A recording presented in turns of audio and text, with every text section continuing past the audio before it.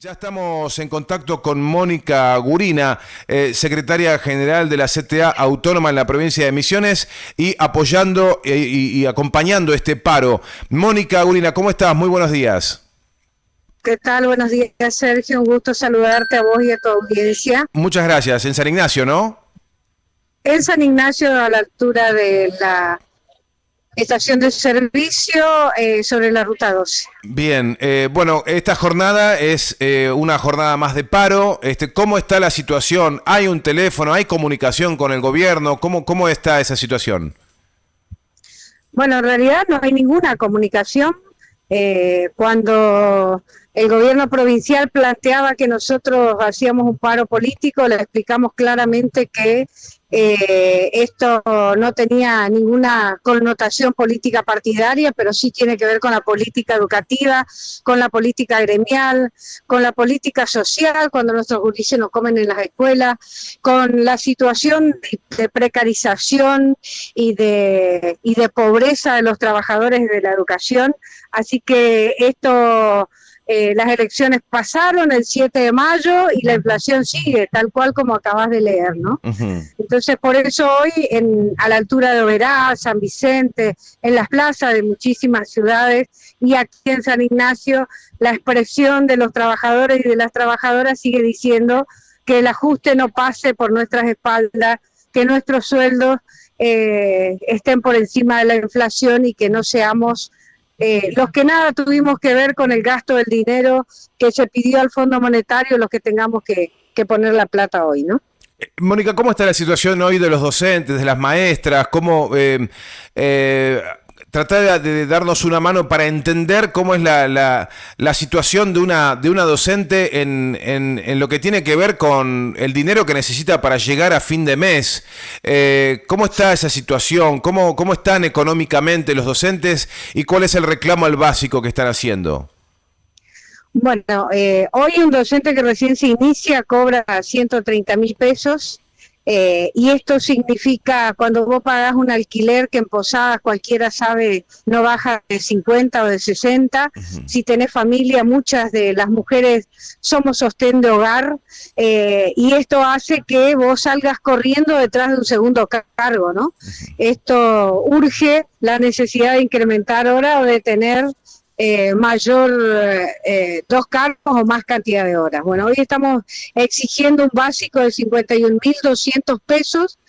El básico hoy es de 41, pedimos 51, pero esta solicitud no es caprichosa, esta solicitud tiene que ver con elevar el salario por encima de la inflación, para que no nos devore todos los días, para que el gobierno entienda que no estamos dispuestos a resignar y a resignarnos a la pobreza, no solamente nosotros como trabajadores, sino a nuestras familias. Cuando vos pensás, Sergio, lo que cuesta comprar una zapatilla, comprarle un uniforme para hacer gimnasia y además sostener la escuela pública, ¿por qué digo sostener?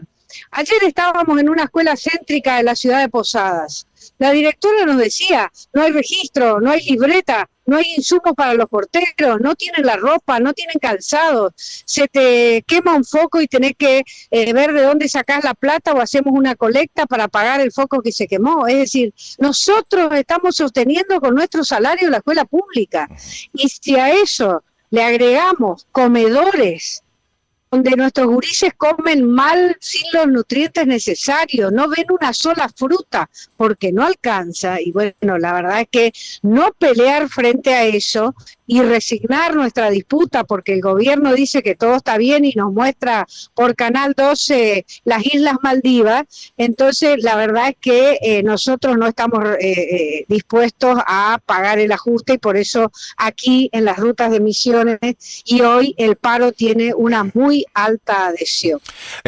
Mónica, este último 7 de mayo por la noche la renovación se juntó en un centro, ¿no? donde recibieron los datos y allí el presidente de la Cámara, Carlos Rovira, decía que las políticas públicas que lleva adelante el gobierno de la provincia, y con esto hablaba también de la fuerza política de gobierno que ha tenido un claro resultado este pasado 7 de además ellos estaban incluso en la vanguardia a nivel nacional de políticas públicas, como que estaban picando en punta. Y la verdad es que hay una contradicción muy fuerte de lo que está marcando esta figura política como Carlos Rovira con lo que están observando los docentes, con lo que viven permanentemente los docentes en la provincia. ¿Alguien no está viendo lo que está pasando? No, yo por eso te decía, ¿no? Canal 12 pinta las Islas Maldivas. Y cuando digo esto, te pintan Alicia en el País de las Maravillas. Ahora, a mí me gustaría saber si el gurí que está, o la pibita que está en Aurora, o en San Pedro, o en Cruce Caballero, o en 2 de Mayo, o en Liniers, o en el propio Iguazú, o en el propio Verá, ¿qué sabe de la escuela de robótica? ¿Qué conoce de la escuela Maker? ¿Qué sabe de Silicon? ¿Qué sabe sobre las inversiones que hace la provincia en educación si a su escuela el plato de comida no tiene los nutrientes necesarios? ¿Qué sabe ese niño? ¿Qué ve si lo que tiene delante no significa para él todo eso que se pinta en la foto que te muestra el gobierno? Entonces, la verdad que acá hay un gobierno que ha definido perpetuarse y para eso nos muestra una foto que todos, no es feliz mi expresión, que muchos compran y que muchos tienen un entramado, muchas empresas, muchos poderosos de la provincia tienen un entramado de negocios que hace que, bueno, la pobreza siga estando, que nos sigan precarizando y que nos sigan afectando a cada uno de los trabajadores aquí en Misión. Hoy martes están en San Ignacio, Mónica. El miércoles, ¿cómo sigue?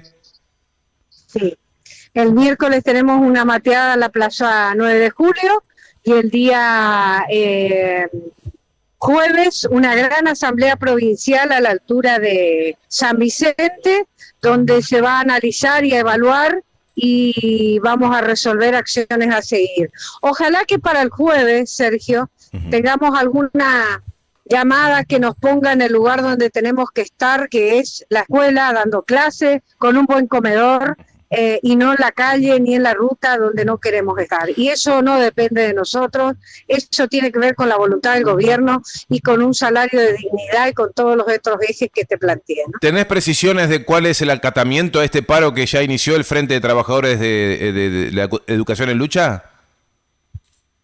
Es muy alto, la verdad que no tengo presente cuánto porque es dispar, pero entendemos que está arriba del 60% y eso es muchísimo. Y aún así el gobierno no se comunica. No, aún así el gobierno no se comunica.